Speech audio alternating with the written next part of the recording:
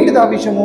ఏ విషయంలో మనిషి వెనక అడుగులో ఉన్నాడు అని అంటే, మనిషి కేవలము వాక్యం విషయంలోనే ముందడుగులో లేడు. వాక్యం నేర్చుకోవాలి, వాక్యాన్ని తెలుసుకోవాలి.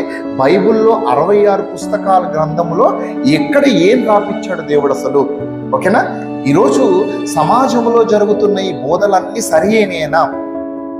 చెబుతున్న వారందరూ సరిగానే చెబుతున్నారా అని ఏనాడు కూడా ఒక సగటు క్రైస్తవుడు దీని గురించి ఆలోచించలేదు. ఎందుకంటే వారు చెబుతున్నది నమ్మేస్తున్నారే తప్ప బైబిల్లో ఇది ఉందా లేదా, ఇది బైబిల్ అంగీకరిస్తుందా లేదా, దేవుడు దీన్ని అంగీకరిస్తాడా లేదా అనేది ఏనాడు కూడా ఎవరు ఆలోచించలేదు. ఎందుకంటే దాని మీద ఎక్కువ ఇంట్రెస్ట్ లేదు కదా.